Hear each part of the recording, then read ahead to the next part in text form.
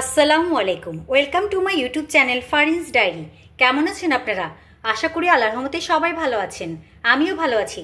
আজকে আমি ছোট্ট একটা সিম্পল রেসিপি শেয়ার করব, যেটা খেতে খুবই মজা, টমেটো ভাজি। দেখতেই পাচ্ছেন কি কম উপকরণ লাগে টমেটো ভাজির জন্য।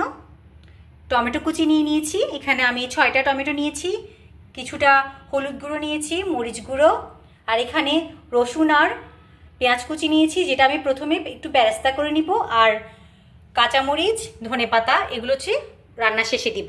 চলেন শুরু করা যাক আজকের রান্না। কিছুটা সয়াবিন তেল দিয়ে দিলাম আমি পাত্রে।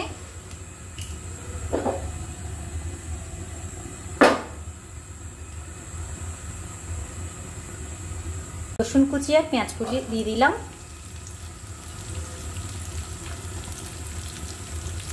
বেরেস্তা কিন্তু হয়ে গিয়েছে, আমি একটা বাটিতে তুলে নিচ্ছি। বেরেস্তা কিন্তু আমি তুলে নিলাম। এবার প্যানের তেলের সাথে আমি একটু সরিষার তেল অ্যাড করে দিচ্ছি।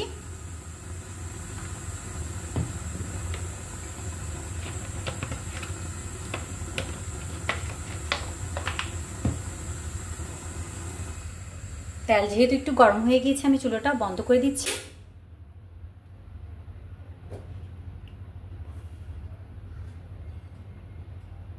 প্রথমে আমি টমেটোগুলো দিয়ে দিচ্ছি।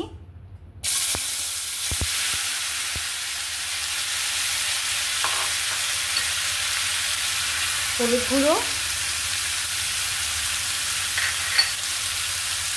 মরিচ গুঁড়ো,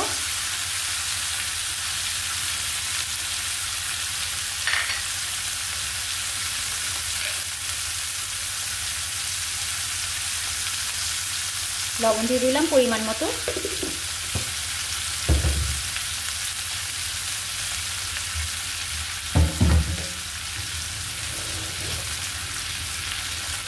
চুলা যেহেতু গরম, আমি কিন্তু এখনো চুলাটা জ্বালাইনি।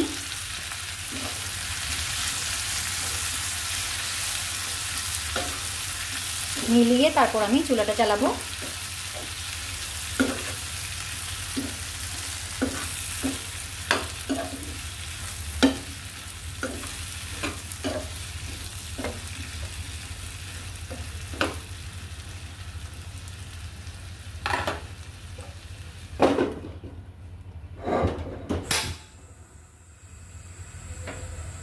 চুলাটা জ্বালিয়ে দিলাম।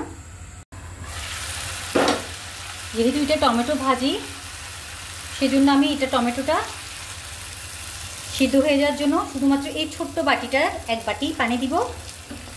পানি দিয়ে দিলাম। এটা তাও টানিয়ে নিব। সিদ্ধ হতে হতে টমেটো এটা কিন্তু টেনে যাবে।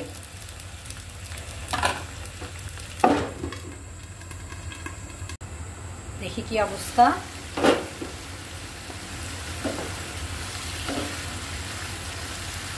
টমেটো সিদ্ধ হতে হতে কিন্তু পুরোটা পানি টেনে যাবে।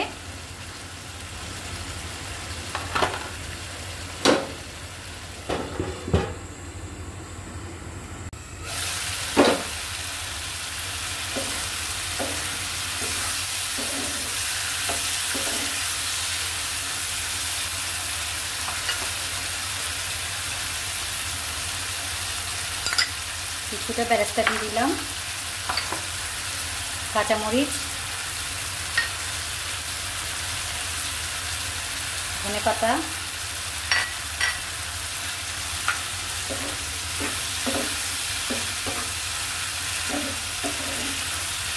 ঝোলটা একদম টেনে যেতে হবে।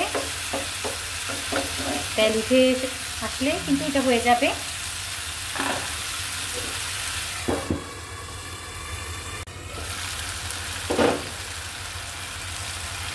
দেখতেই পাচ্ছেন ঝোলটা টেনে তেল কিন্তু উঠে এসেছে, প্রায় হয়ে গিয়েছে। এই পর্যায়ে কিন্তু আমি ঢাকনাটা খোলা রেখে বাকি ঝোলটা টানিয়ে নেব। টমেটো ভাজি কিন্তু হয়ে গিয়েছে, দেখতে পাচ্ছেন। এবার আমি চুলাটা অফ করে দিব। আমি সুন্দর একটা প্লেটে নিয়ে আপনাদেরকে দেখাচ্ছি। টমেটো ভাজিগুলোকে কিন্তু আমি সুন্দর একটা প্লেটে সাজিয়ে নিয়েছি।